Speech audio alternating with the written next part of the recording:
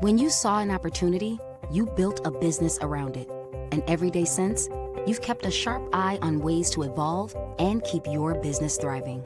It takes courage, creativity, and a clear perspective. At Bremer Bank, we understand that your business is the result of your hard work and ingenuity, and we're here to support you with solutions when you spot an opportunity to grow. Work with Bremer Bank, because understanding is everything. Want your boss to put some real action behind the rhetoric when they talk about making your workplace more inclusive? Find out how to hold their feet to the fire and demand diversity on the Diversity Dude podcast. Hello there, and welcome back to the Diversity Dude podcast. I'm your host, Lambert Fisher, marriage and family therapist, award-winning author, and national speaker on the topic of multicultural awareness and diversity. And for those of you who are interested in even more positive and encouraging tips and strategies beyond what I share in podcasts like this, then feel free to check out my award-winning book, Diversity in Clinical Practice, nationally recognized for the unique way in which it addresses the often difficult topic of multicultural awareness and diversity.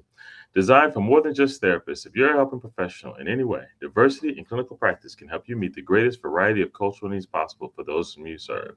And it's available in paper and audiobook versions for your convenience. And if you haven't heard it yet, I invite you to visit TED.com and check out my talk called What to Do When You Offend Someone, where I offer a positive and practical perspective on how to navigate unintentional offenses in daily life. To date, it's been viewed over 500,000 times. Check it out for yourself, and if you're encouraged by it as well, share with a friend. And whether it be through my one-on-one relationship building efforts as a therapist or my informing and empowering efforts as an author or speaker, know that my personal mission is to do my part to improve the world one strengthened relationship at a time. So today I want to share with you an encouraging perspective on appreciating cultural history.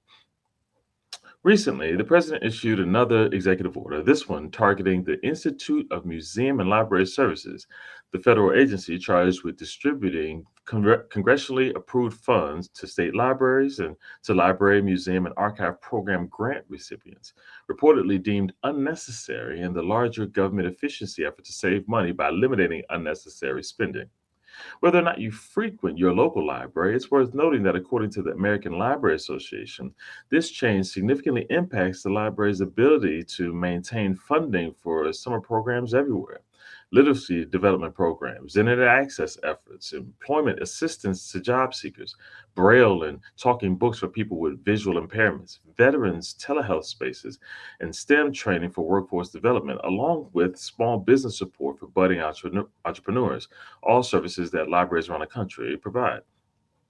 In light of efforts to reduce unnecessary government spending, it's odd that libraries were targeted at all, since libraries make up approximately 0.003% of the federal budget, while they serve 1.2 billion in-person patron visits every year and many more virtual visits online. Now, while I do support my local library and encourage you to do the same if you have the opportunity to do so, that's not the focus of this Diversity Do podcast. Instead, I'm simply reminded of the one of the many primary reasons why people visit libraries, and that's to learn about the world in which they live. Sure, Google is often a first stop in searching for new information. However, libraries have stood the test of time as being a central location for either books with valuable knowledge or programs and staff who can guide you in where to find the information that you need. So, what does this have to do with diversity? Well, inspired by some of the questions that I periodically hear in my positive and shame free diversity trainings. After helping demystify and destigmatize the idea of diversity in culture, turning it from something to fear into something to embrace, the question often comes up. So, now that I've stopped fearing and fighting diversity, what next steps can I take to learn about diverse cultures in a healthy way? And in addition to learning from real life relationships with whom you encounter every day, learning the historical experiences of cultural groups is a great place to start, maybe even from your local library. This is just one of the many reasons people are reacting negatively to the most recent executive orders, because for many people, it seems to unnecessarily and unprovoked target library resources, primarily impacting people who already have less, eliminating the funding for programs designed to inform them and teach them the skills they need to overcome unnecessary and unearned gaps in access. Now, many go a step further and speculate that the effort is intentional. After all, the best way to eliminate your competition, or at least the very people whom you would like to not have to compete with for jobs and positions of authority, is to reduce their opportunities to succeed. Sure, success is still possible, but the path to achieving it has more obstacles for some than it does for others. Not only that, but it can then become easier to judge those who don't overcome those barriers as not being competent or motivated enough to succeed. One of the antidotes to falling into this trap is the confidence and determination that comes from knowing yourself individually, as well as in the context of your cultural history. But one of the ways you can begin to see how far you can go is by seeing how far those who came before you have already gone. This is where libraries come in. Libraries can be a great starting point for learning about historical cultural experiences, both yours and for others. Today, for those of you who don't live and breathe history, I'd like to offer a practical perspective that can help you in your efforts to maximize whatever history you do glean from libraries or elsewhere. Recommendation number one: learn your cultural history. Whether or not you consider yourself a cultural person, we all have a cultural history. The question is, how much of that history do you know and what impact will it have on your life? While many people believe that history has no relevance for today, there is the old adage that says if you don't know your history, you're bound to repeat it.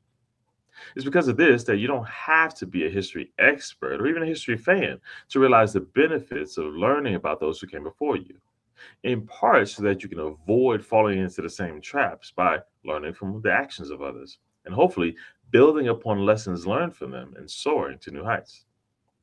Again, this is one of the many reasons why people believe efforts against libraries is intentional to make it difficult to learn about their and others' history. After all, if your opponent doesn't know about the traps that were laid before, those same traps can be reused with similar impact. But if they know what came before, then they can overcome those traps and still live their best life just like everybody else. So start with yourself, your family, your extended family, and the various cultural groups with whom you identify. Learn about their experiences, both the good and the bad, the triumphs and the challenges, then build upon them to your own as well as the benefit of others. Recommendation number two: appreciate others' cultural history. Just as it is beneficial to learn about your cultural history, it is beneficial to learn about the history of others. The sustainable motivation for doing so is not out of a sense of obligation or guilt for not knowing everything about everyone automatically. Instead, the more you know about the experiences, both personal and historical, of those whom you encounter, the more you can personalize your experiences with them. For example, if you know that you are part of a cultural group that has historically not been associated with positive experiences with the person with whom you're interacting, instead of assuming that you'll be treated as an individual completely separate from that history, it may be beneficial to know that some of those experiences, personally, not taking into account the guilt associated with that history, and instead validate that person's caution and uncertainty regarding whether or not you'll repeat that history today, or whether you'll act in new and more mutually beneficial ways, the way they hope, but can't necessarily assume. All that being said, it's more difficult to make this self esteem maintaining gesture without taking the time to first learn about the historical experiences of others and to respond considerately. And finally, recommendation number three: make new history today. While I have a healthy appreciation for my and others' historical experiences, I must admit that the more I can apply whatever I learn historically today, the more significance it has.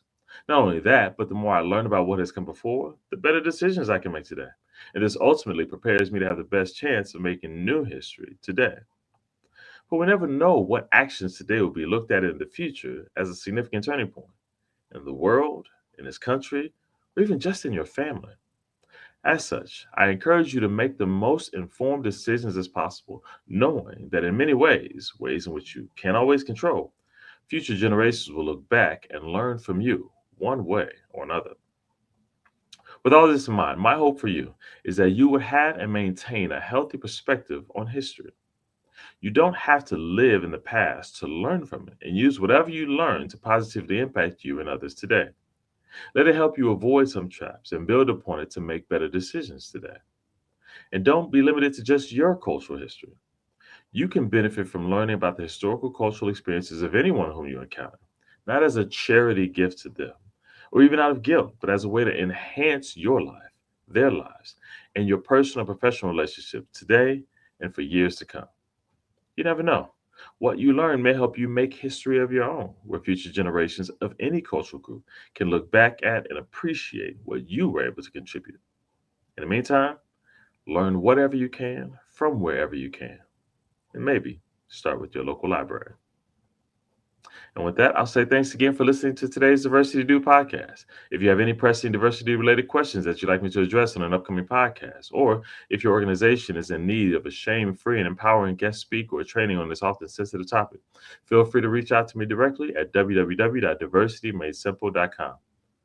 And if you know of anyone else who can benefit from a positive, encouraging perspective on this often difficult topic of diversity, feel free to send them a link to this podcast so they can be encouraged by it as well. Or share with them my award-winning book, Diversity in Clinical Practice, available at Amazon.com. And don't forget to visit TED.com and check out my talk on what to do when you offend someone. I hope it inspires you and that you share it with someone else so they can be inspired as well. And as usual, I look forward to addressing as many topics as possible in future podcasts to help you improve as many relationships as possible, at work, at home, and in your community. And as always, remember this: you don't need to know everything about everyone in order to have a positive impact on someone. Thank you all for tuning in, and have a great day. Tune in each week and find out how to demand and implement diversity at your job. To hear more, check out previous Diversity Dude shows on ShalettaMakesMeLaugh.com. You know Shaletta makes you laugh, but did you know Shaletta Brundage can also make you think and boost your business? Media personality, activist, and comedian Shaletta Brundage founded Shaletta Makes Me Laugh to celebrate and share the best of Black culture. It's a podcasting platform. You can download 10 weekly podcasts hosted by African-American subject experts at ShalettaMakesMeLaugh.com or wherever you find your favorite podcasts. ShalettaMakesMeLaugh.com is also a production house, creating broadcast-quality commercial content. And Shaletta and her team of storytellers create powerful promotional campaigns to get businesses the brand awareness they're looking for. Some of Minnesota's top businesses trust Shaletta, and you can too. Get out the word about your events and products and get in front of communities of color with ShalettaMakesMeLaugh.com. She's got the power to help your business. What's this North 5 game? It's a $1 Minnesota-only lotto game. Wait, what? Yeah, drawings are daily. Wait, what? It also features Easy Match. So for an extra $1, if your Easy Match numbers match any of your draw numbers, you can win instantly. Wait, what? Plus, you can still win the big jackpot by matching your North 5 number, so you can win now and win later. Wait, what? North 5 with Easy Match. Win now, win later, whenever. What's up, everyone? It's Shaletta. I'm here getting a phone for one of my newly minted teenagers with Xfinity Mobile. They've got great options, affordable plans, and solid coverage that works for our whole family. With Xfinity Mobile, my daughter can stay connected with me wherever she goes. And did you know when you sign up, you can get an extra phone line free for a full year? Switch to Xfinity Mobile today for more savings, more smiles, and more ways to stay connected.